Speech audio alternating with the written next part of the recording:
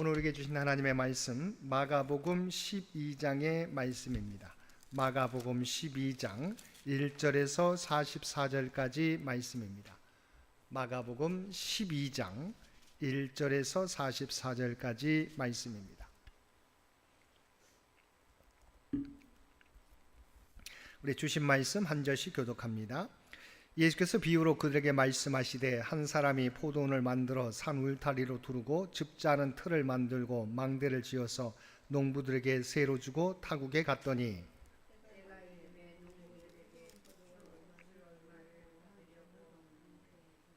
그들이 종을 잡아 심히 때리고 거저 보내었거늘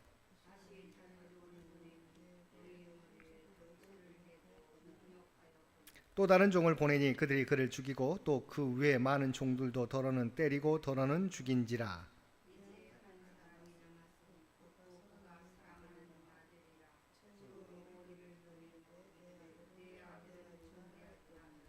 그 농부들이 서로 말하되 이는 상속자니 자 죽이자 그러면 그 유산이 우리 것이 되리라 하고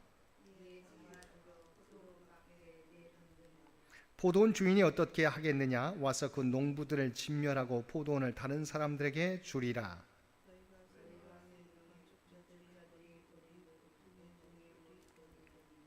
이것은 주로 말미암아 된 것이요 우리 눈에 놀랍도다함을 읽어보지도 못하였느냐 하시니라.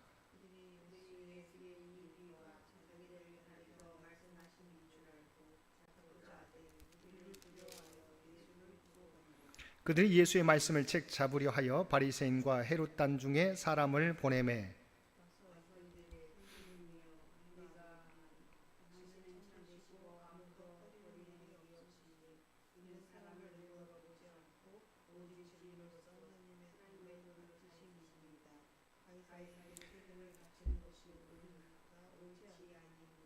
우리가 바치리까 말리까 한데 예수께서 그 외식함을 아시고 이르시되 어찌하여 나를 시험하느냐 데나리온 하나를 가져다가 내게 보이라 하시니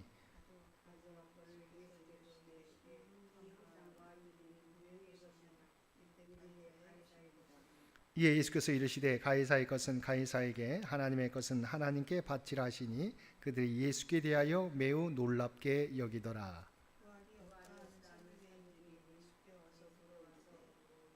선생님이여 모세가 우리에게 써주기를 어떤 사람의 형이 자식이 없이 아내를 두고 죽으면 그 동생이 그 아내를 취하여 형을 위하여 상속자를 세울지니라 하였나이다.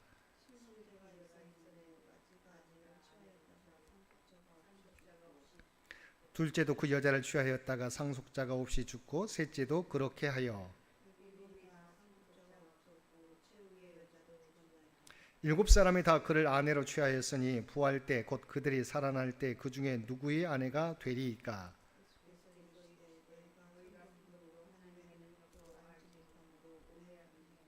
사람이 죽은 자 가운데서 살아날 때에는 장가도 아니가고 시집도 아니가고 하늘에 있는 천사들과 같으니라.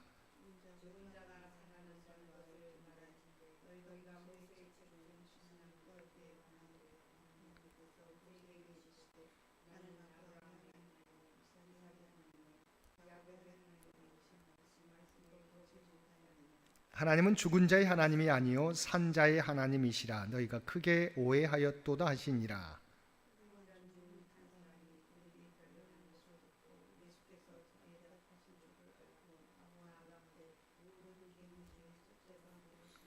예수께서 대답하시되 첫째는 이것이니 이스라엘아 들으라 주 곧 우리 하나님은 유일한 주시라.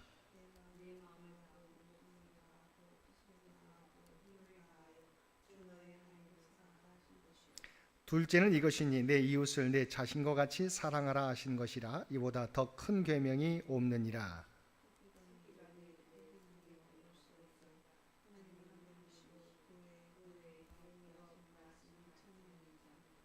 또 마음을 다하고 지혜를 다하고 힘을 다하여 하나님을 사랑하는 것과 또 이웃을 자기 자신과 같이 사랑하는 것이 전체로 드리는 모든 번제물과 기타 제물보다 나으니이다.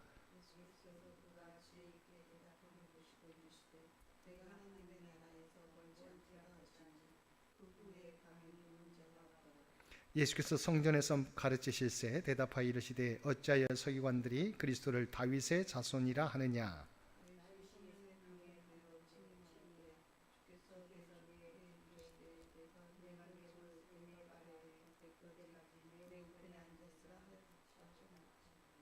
다윗이 그리스도를 주로 하였은즉 어찌 그의 자손이 되겠느냐 하시니 많은 사람들이 즐겁게 듣더라.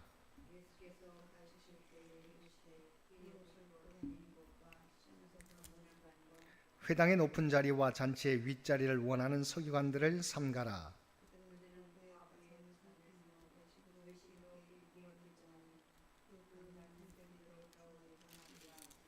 예수께서 헌금함을 대하여 앉으사 무리가 어떻게 헌금함에 돈 넣는 것을 보실새 여러 부자는 많이 넣는데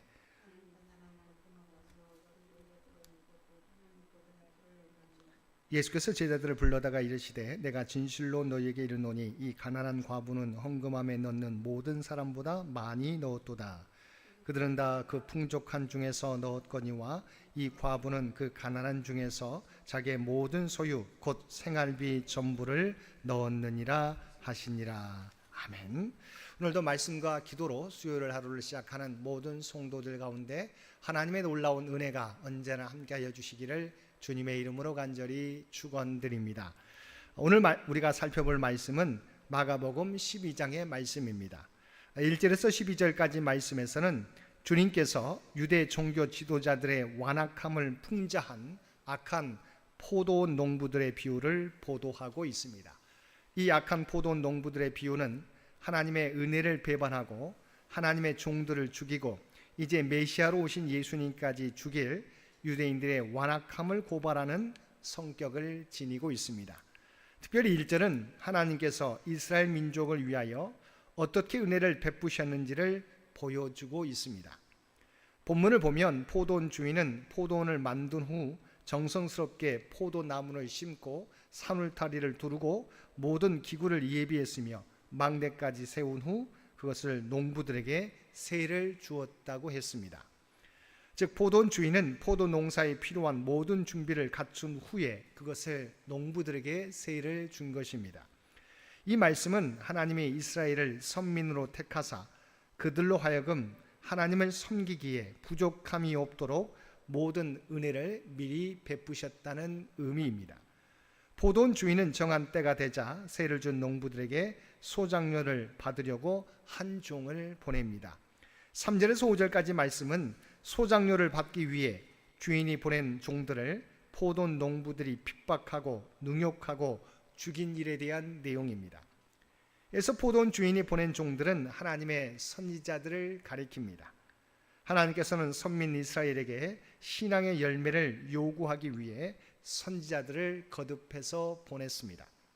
역대하 36장 15절 말씀에 보면 그 조상들의 하나님 여호와께서 그의 백성과 그 거하시는 곳을 아끼사 부지런히 그의 사신들을 그 백성에게 보내어 이르셨다고 증언하고 있습니다.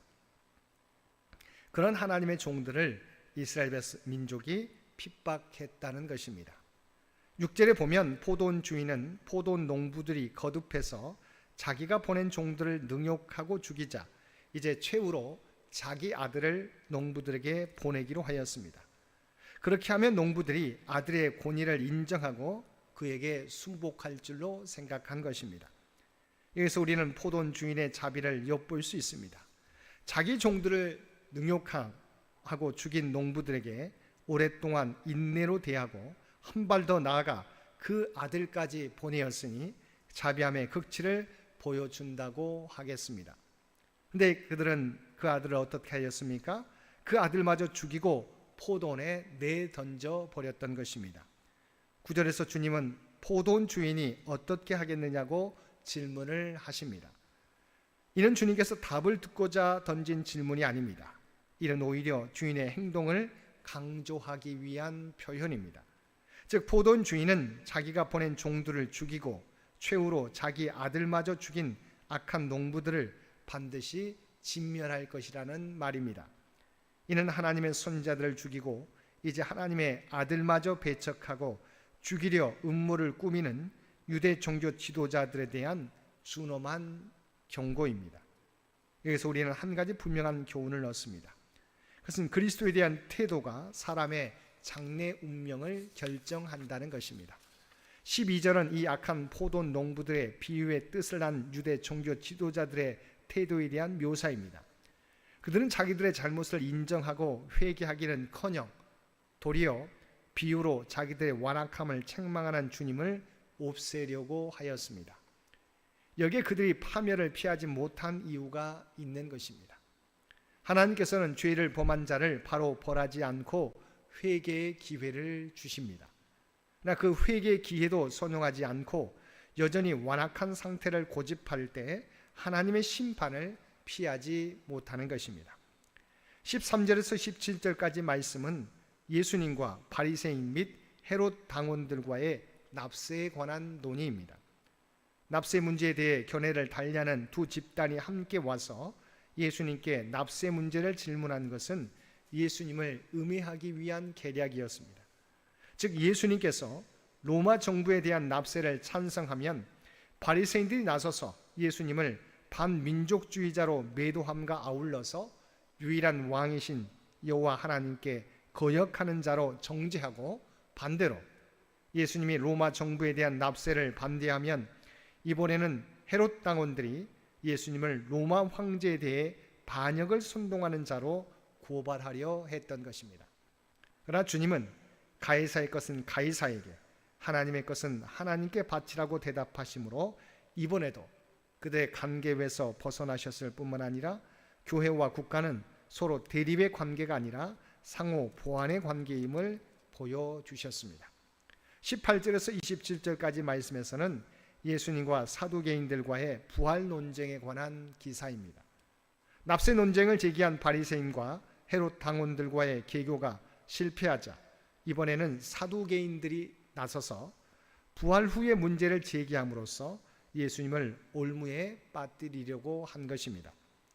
그래서 사두개인들이 제기한 문제는 모세오경에 언급된 계대 결혼 제도와 관련한 것이었습니다. 그들은 계대 결혼 제도에 의해서 후사 없이 죽은 한 남자의 아내가 남편의 여러 동생들과 결혼했을 경우에 부활 때 누구의 아내가 되겠느냐는 것이었습니다. 이것은 모세오경만을 정경으로 인정하고 부활과 내세를 부인하는 사두개인들이 모세오경의 계대 결혼 제도를 근거로 주님이 가르치신 부활 교리의 모순됨을 지적하기 위해 제기한 질문이었습니다. 즉 부활 후 한 아내에게 여러 남편이 있다는 것은 유대인의 사고에서는 불가능한 것으로 결국 계대 결혼 제도는 부활이 없음을 입증해 준다는 것이었습니다. 그러나 이러한 사두개인들의 주장은 부활 교리를 오해한 데서 비롯된 것이었습니다. 그래서 주님은 부활 후에는 결혼하는 일이 없고 결혼 제도는 오직 이 세상에만 속한 제도임을 밝혀서 영적 세계에 대한 사두개인의 무지를 폭로하고 그들의 간괴를 단번에 깨뜨리셨습니다. 28절에서 37절 말씀은 가장 큰 계명 논쟁 및 그리스도의 신분 논쟁 기사입니다. 그래서 가장 큰 계명 논쟁은 한 서기관이 예수님께 율법 중에 어느 계명이 가장 큰가를 질문함으로써 발생하였습니다.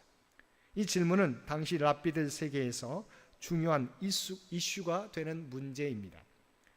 당시의 랍비들은 율법을 모두 613개 조항으로 구분했고 그 중에서 248개 조항은 보다 중요한 것으로 하라는 긍정 명령이고 나머지 365개 조항은 덜 중요한 것, 하지 말라는 부정 명령으로 분류했습니다.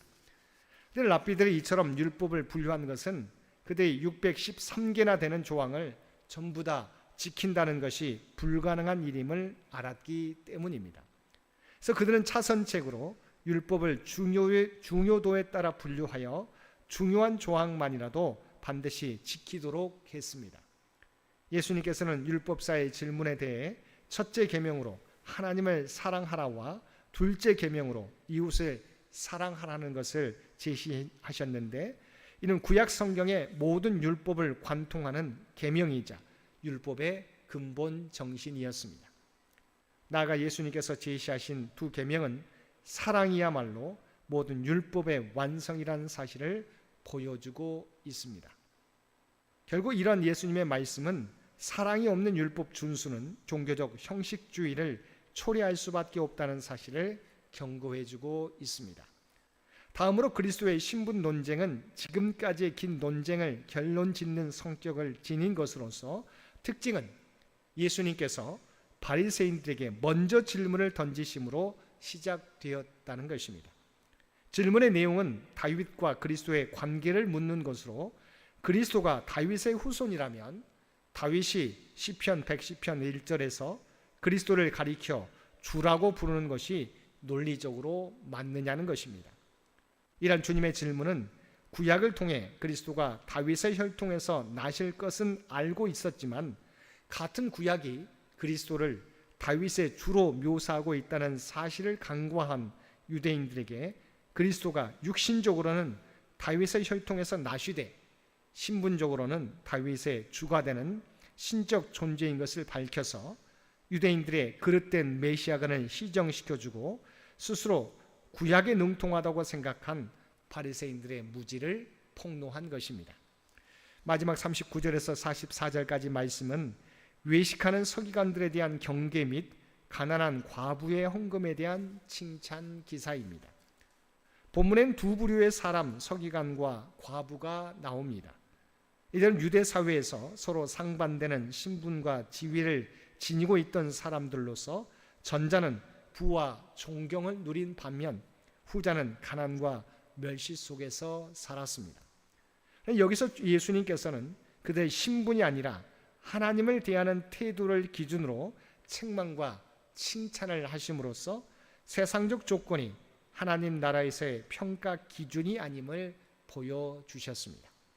즉 비록 세상에서 아무리 많은 사람들로부터 칭찬과 존경을 한 몸에 받는다 할지라도 하나님 앞에서 겸손히 하나님께 헌신하지 않는다면 하나님 나라에 합당한 자로 인정받을 수 없다는 것입니다.